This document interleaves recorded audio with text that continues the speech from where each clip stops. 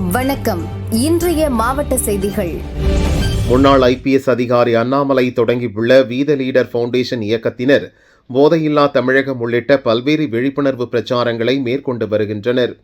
அந்த வகையில் பிளாஸ்டிக் பயன்பாட்டை பொதுமக்கள் தவிர்க்க வேண்டி பொள்ளாச்சியில் கல்லூரி மாணவ மாணவிகள், தூய்மை பணியாளர்கள், தன்னார்வலர்கள் என 200க்கும் மேற்பட்டோர் கோட்டம்பட்டி, நிரஞ்சன் கார்டன் மற்றும் சுற்றியுள்ள பள்ளிகளில் பிளாஸ்டிக் பொருட்களை சேகரித்து தூய்மைப்படுத்தும் பணியில் ஈடுபட்டனர்.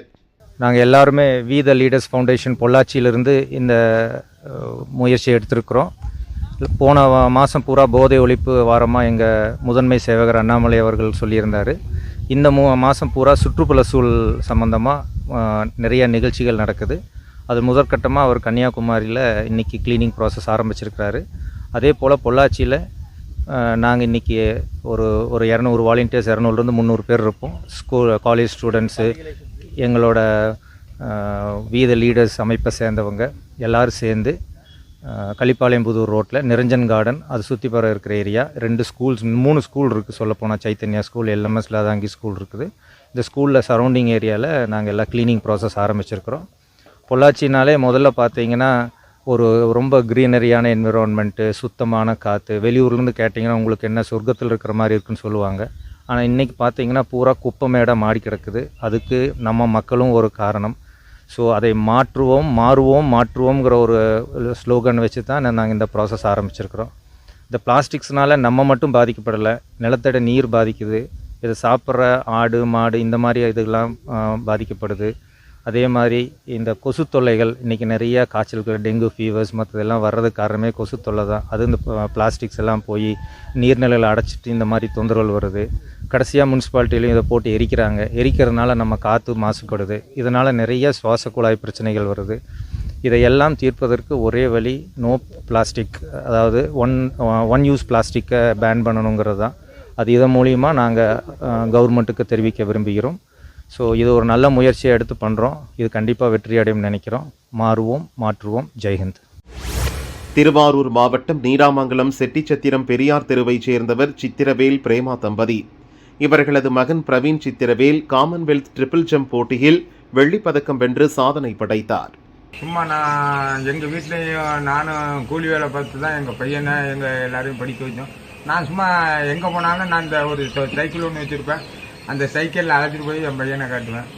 வேறு ஒன்றும் இல்லை. அதுக்கப்புறம் அப்படியே கொஞ்சம் கொஞ்சமாக அவனாக இம்ப்ரூவ் ஆகி அவன் அப்படியே உலக அளவில் போய் விளையாட ஆரம்பிச்சிட்டான். அதுக்கு இந்த ஊர் மக்களும் இங்கே உள்ள இளைஞர்களும் ரொம்ப பெரும் துணையாக இருந்தார்கள். பெரும் தூண் இங்கே இருக்கிற ஆசிரியர்கள், என்னை சார்ந்தவர்கள் அனைத்து பேருமே அடுத்தடுத்த கட்டத்தை பயணிக்க சொல்லி எங்கள் பையனுக்கும் ஊக்குவித்தார்கள்.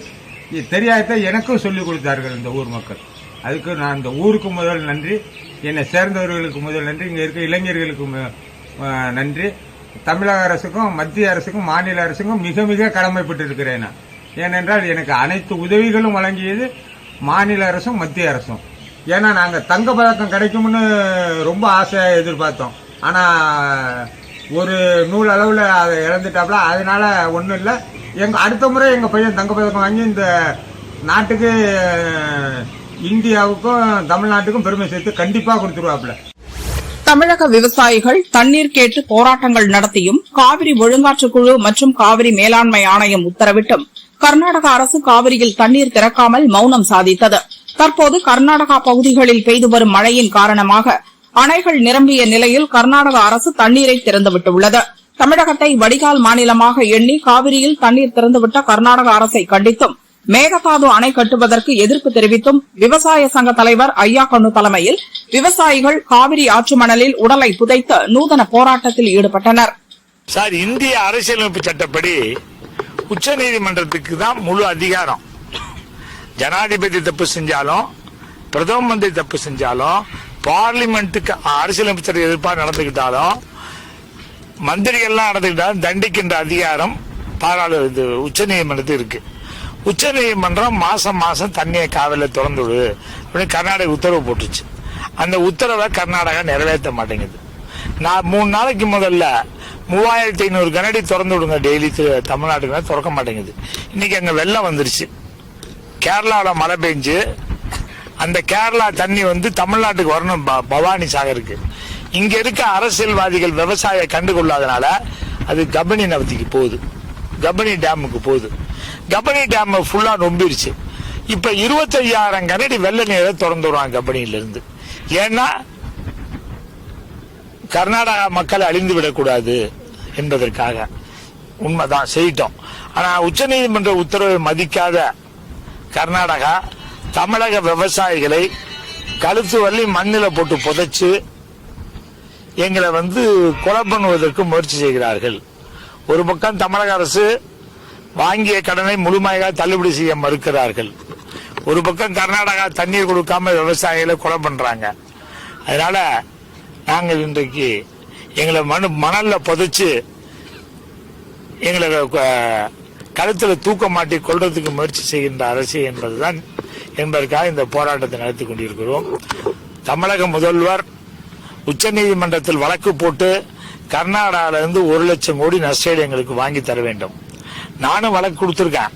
கொடுத்தா சுப்ரீம் கோர்ட்ல என்ன சொல்றாங்கன்னா, இது 2 மாநிலங்களுக்கு இடையிலான பிரச்சனை, முதலமைச்சர் தான் கொடுக்கணும்னு சொல்றாரு. ஆனா முதலமைச்சர் இதை பத்தி ஸ்டெப் எடுக்காததான் எங்களுக்கு ஒரு பெரிய கவலையா இருக்கு. உடனே ஸ்டெப் எடுத்து 1,00,000 கோடி நஷ்டஈடு விவசாயிக்கு வாங்கி தரணும்னு கேட்டுக்கிறோம். கோவை சரவணம்பட்டி GKS நகரில் உள்ள வீடுகளின் வெளியே மற்றும் மொட்டை மாடியில் காய வைக்கப்பட்டுள்ள பெண்களின் இன்னர்வேர்கள் மற்றும் உடைகள் கடந்த சில நாட்களாக தொடர்ந்து மாயமாகி வந்தன. ஒரே பகுதியில் அடுத்தடுத்து பெண்களின் ஆடைகள் மட்டும் காணாமல் போனதால் அப்பகுதி பெண்கள் கடும் அச்சத்திலும் மன உளைச்சலும் அடைந்தனர். சந்தேகமடைந்த அப்பகுதி பொதுமக்கள் மற்றும் குடியிருப்போர் ஒன்று திரண்டு அப்பகுதியில் தீவிர தேடுதலில் ஈடுபட்டனர். அங்குள்ள ஒரு அடுக்குமாடி குடியிருப்பின் மொட்டை மாடிக்கு சென்று பார்த்தபோது காணாமல் போன பெண்களின் உள்ளாடைகள் மற்றும் உடைகள் அனைத்தும் குறிப்பிட்ட இடத்தில் பெரிய குவியலாக கிடந்தது கண்டு அதிர்ச்சி அடைந்தனர். சரவணம்பட்டி போலீசிற்கு தகவல் தெரிவித்தனர். போலீசார் மொட்டை மாடியில் கிடந்த ஆடைகளை கைப்பற்றினர். அந்த பகுதியில் உள்ள CCTV கேமரா பதிவுகளை ஆய்வு செய்து வருகின்றனர்.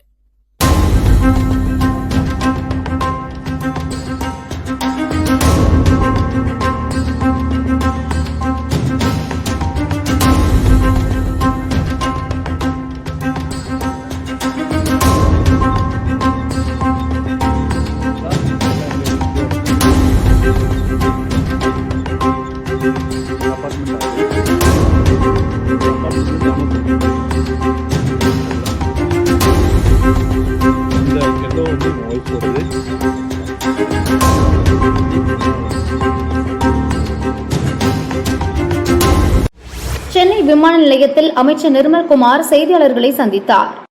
பல வாரங்களாக பல தரப்பினர் சொன்னது என்னன்னா, கர்நாடகத்தில் இருக்கும் திரு DK சிவகுமார் அவர்களுக்கும் திமுகவின் குடும்பத்திற்கும் கட்சியை தாண்டி ஒரு நல்ல உறவுகள் இருக்கிறது. அவர்கள் பல வருடங்களாக அவர்கள் இருவருக்கும் பல நல்ல உறவுகள் இருக்கிறது. அதனால் இவர்கள் என்ன சொல்வார்களோ அதுதான் அவர்களும் செய்வார்கள். DK சிவகுமார் எல்லாவற்றையும் விட திமுக குடும்பம் மீண்டும் ஆட்சிக்கு வர வேண்டும் என்று பல வகையில் விரும்பினார். காங்கிரஸ் தலைமை சொல்வதை கேட்பதை விட DK சிவகுமார் திமுக குடும்பம் ஸ்டாலின் அவர்கள் சொல்வதை தான் அதிகமாக கேட்பார் என்று பல தரப்பினர் சொல்லி வந்தார்கள். அதே மாதிரிதான் கடந்த ஒரு வாரம் நடந்ததும் இருக்கு. ஏன்னா அவர் என்ன சொல்லணும்னு நினைக்கிறாரோ அதை தான் திமுக சொல்கிறது.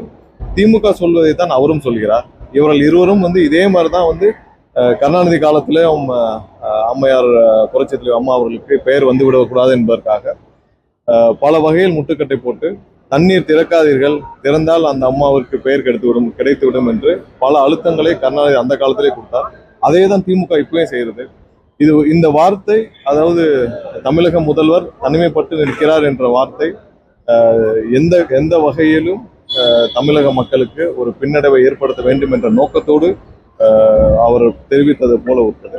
நேற்று காலை முதல்வர் பல தரப்பு ஆலோசனையை முடித்துவிட்டு முதல்வர் நம்ம உச்சநீதிமன்றத்தில் வழக்கு தொடுக்க வேண்டும் என்று முடிவு செய்து மதியமே நம்மளுடைய வழக்கறிஞர் உச்சநீதிமன்றத்தில் இந்த வழக்கை பல வருடங்களாக நடத்தி வரும் வழக்கறிஞர் திரு உமாபதி அவர்களும் தெரிவித்து அனைத்து ஆலோசனையும் முடித்து வழக்கு பதிவு செய்யும் திட்டத்தையும் சொல்லி அது ப்ராசஸ்ல இருக்கிறப்ப திமுக அவசரமாக 5 மணிக்கு மேல வழக்கை பதிவு செய்கிறார்கள். இந்த மாதிரி ஒரே மாநிலத்துல பல பெட்டிஷன் ஃபைல் பண்ணா எவ்வளவு குழப்பத்தை விளைவிக்கும், எந்த அளவுக்கு அந்த மாநிலத்திற்கான உரிமைகளை பின்னோக்கி தள்ளும். இந்த 5 வருஷமா இவங்க என்ன செஞ்சாங்க? திமுக தரப்புல எந்த வகையில ஏதாவது ஒரு பெட்டிஷன் ஃபைல் பண்ணியிருக்காங்களா? இல்ல. கடந்த 30 வருடங்களாக எல்லா வகையிலும் இந்த காவேரி விஷயத்துல நமக்கு பல பின்னடைவுகளை ஏற்படுத்தி திமுகவும் அதன் தலைவர் கருணாநிதியும் அவர்கள். அது மட்டும் நமக்கு பத்தாது. ஏன்னா நமக்கு வந்து 3500 டிஎம்சி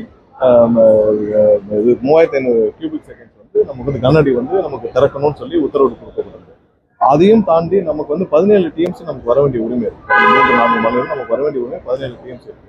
ஸோ இந்த 3500 கண்ணாடி வந்து ஒரு 4.5 டிஎம்சி தான் இருக்கு.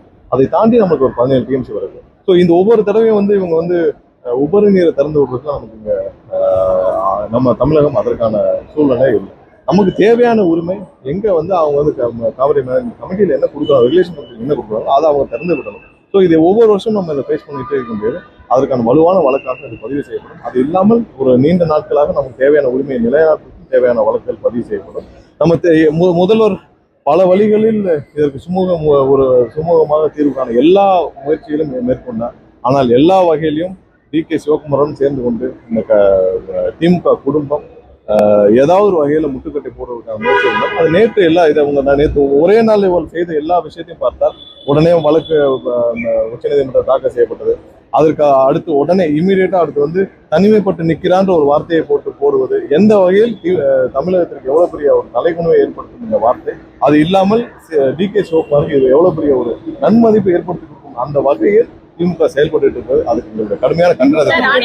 நீங்க அனைத்து கட்சி கூட்டம் கர்நாடகத்துல ஒரே நிலைப்பாட்டில் இருக்காங்க. என்னன்னா நமக்கு தண்ணி விடக்கூடாதுன்றது அதுல அவங்களுக்கு மாற்று கருத்து இல்லை. ஏன்னா அவங்களுடைய ஒரே நிலைப்பாடு அதான். ஆனால் இங்க வந்து நம்மளுடைய அப்ரோச் இருக்குல்ல, நம்ம எந்த மாதிரியாக நம்மளுடைய உரிமையை மீட்க போறோம். ஒண்ணு கோர்ட் இருக்கு, இன்னொன்னு நம்மளுடைய சும உறவு. இது எல்லாத்தையும் சேர்ந்து என்ன மாதிரி அப்ரோச் இருக்குல்ல அதுல ஒவ்வொரு கட்சியும் மாறுபட்டு நிற்கிறார்கள். நம்ம சட்டசபையில எல்லா கட்சியும் கூப்பிட்டு எல்லா கட்சியுடைய ஆதரவோட தானே நம்ம ஒருமனதாக தீர்மானம் நிறைவேற்றணும். அடுத்த நாள் அதிமுக மாத்தி பேசுறாங்க. அங்க தூங்கிட்டு இருந்தாங்களா? எடப்பாடி அங்கதான் இருந்தாரு, அவங்க கட்சி அக்ரி கிருஷ்ணமூர்த்தி எல்லாரும் அங்கதான் இருந்தாங்க. அங்க எல்லாம் தலையாட்டி ஒருமனதாக தீர்மானம் நிறைவேற்ற வரை எல்லாம் தலையாட்டிட்டு இப்ப வந்து எதுக்காக உயர்நீதிமன்றத்தில் திருத்தம் கொள்ளனா முன்கூட்டியே தருணம் அப்ப வந்து அந்த தீர்மானம் குறித்து அனைத்தையும் அங்கே விவாதிக்கப்பட்டது. அதுல வந்து எல்லாமே சொல்லப்பட்டது. எதிர்ப்பு தெரிவிக்க வேண்டும் அங்கேயே தெரிவிச்சிருக்கலாம். அங்கேயே வந்து எல்லாவற்றையும் கேட்டுதான் ஆதரவு தெரிவிச்சாங்க. அங்கேயே எல்லாருக்கும் பேசுறதுக்கான வாய்ப்புகள் கொடுக்கப்பட்டுச்சுல, எல்லாரும் பேசினாங்கல்ல. அப்பயும் கடந்த வாரம் ஒரு 4 நாளைக்கு முன்னாடி போய் அந்த தீர்மானத்தை இவங்களும் ஆதரவாக நிறைவேற்றப்பட்ட தீர்மானத்தை எதிர்த்து உயர்நீதிமன்றத்தில் வழக்கு தொடுக்கும். இவர்கள் வழக்கு தொடுக்கிறார் உயர்நீதிமன்றத்துல. அடுத்த 2 நாள்ல இவங்க உச்சநீதிமன்றத்துல திமுக ஒரு பெட்டிஷனை போடுறாங்க. சோ இது எல்லாத்துக்கும் யாருக்கு பின்னடைவு? தமிழக மக்களுக்கு தானே பின்னடைவு. முதல்வருக்கு இவங்க நெருக்கடி கொடுக்காத நினைச்சு தமிழக மக்களுக்கு எதிராக செயல்பட்டு இருக்காங்க. இப்படி இருக்கிற ஒரு இந்த நிலையில் இருக்கிற இவர்களை வைத்து நீங்க எப்படி அனைத்து கட்சி போட்டு அது வந்து தமிழக மக்களுக்கு என்ன வேணுமோ அதை தான் முதல்வர் செய்வார். இந்த மாதிரியான இவர்கள் அரசியல் செய்வதற்காக முதல்வருக்கு நெருக்கடி கொடுப்பதாக நினைத்துக் கொண்டு தமிழக மக்களுக்கு எதிராக செயல்படுகிறார்கள். அதாவது எங்களுடைய எம்எல்ஏவை விலைக்கு வாங்கும் விஷயத்தில் பணம் பிடிபட்டது. எங்கிருந்து பிடிபட்டது? பெரும்பாலான பணங்கள் பெங்களூர்ல இருந்து தான் டிரான்ஸ்பர் பண்றது. எப்படி திமுக தலைமை திமுகவினர் வந்து பெங்களூர்ல இருந்து பணத்தை டிரான்ஸ்பர் பண்றதுக்கு பெங்களூருக்கு திமுக வந்து அவ்வளவு சேஃப் கவனா இருக்கா? இல்ல பெங்களூர்ல இருந்து பணத்தை பதுக்கி வைக்கிறதுக்கான சூழ்நிலை ரொம்ப பாசிட்டிவா இருக்கா? இதுல இருந்தே வந்து நிறைய முடிச்சுகள் அவுக்கப்படாமல் இருந்தது. நேற்று தெரியுது. ஏன்னா பெங்களூர்ல இருந்து இந்த எங்களுடைய எம்எல்ஏ பர்ச்சேஸ் பண்ற விஷயத்துல அந்த வழக்கு விசாரணையில பெங்களூர்ல இருந்து பெரும்பாலான பணங்கள் பிடிபட்டது. அங்கிருந்தா பெரும்பாலான பணங்கள் அங்க இருந்தா அனுப்பப்பட்டது. ஸோ இதுல இருந்தே அப்ப இருந்தே ஒரு சந்தேகம் இருந்தது. அது இப்போ வலு சேர்க்கும் விதமாக அவர்களுக்கு மிகப்பெரிய ஆசீர்வாதம் டி.கே. சிவகுமாரோட இருக்கிறது. அதற்கு பெரிய உதவியாக அவரும் இருக்கிறார். இவர்களும் அதுக்கு தேவையானபடி நடந்து கொள்கிறார். 200 யூனிட் இலவசமாக கொடுக்கப்பட்டது எந்த மாற்றமும் இல்லை. அதுல எந்த மாறுதலும் இல்லை. தேவையில்லாமல் குழப்பம், இந்த அதிக கட்டணம்னு சொல்லி குழப்பம் விளைவிக்கிறாங்க. அதுல எந்த மாற்றுக்கிறது இல்லை. நிறைய இடத்துல என்னன்னா இந்த அபார்ட்மெண்ட்ஸ் இருக்கிற கமர்ஷியல், அதாவது காமன் இது வந்து கமர்ஷியல் கனெக்ஷனா இருக்கு. ஸோ அதுல வர வேரியேஷன் நிறைய பேர் எடுத்து போடுறாங்க. ஸோ அதெல்லாம் வேலிடேட் பண்ணிட்டு இருக்கோம். கண்டிப்பா இப்போ 15,000 கனெக்ஷன்ல 100 தான் வேலிடேஷன். 100 தான் நேற்று வந்து இதுல டிஎன்இபில மின்சார வாரியத்துக்கு பப்ளிஷ் பண்ணிருக்காங்க. மொத்தமா இதே மாதிரி 3,70,000 நம்ம தானாக முன் வந்துதான் மின்சார வாரியம் இந்த கணக்கெடுப்பு இந்த மாதிரியான அசஸ்மெண்ட் பண்ணிட்டு இருக்காங்க. தேவையில்லாமல் பொதுமக்களுக்கு குழப்பம் விளைவிக்க வேண்டாம்.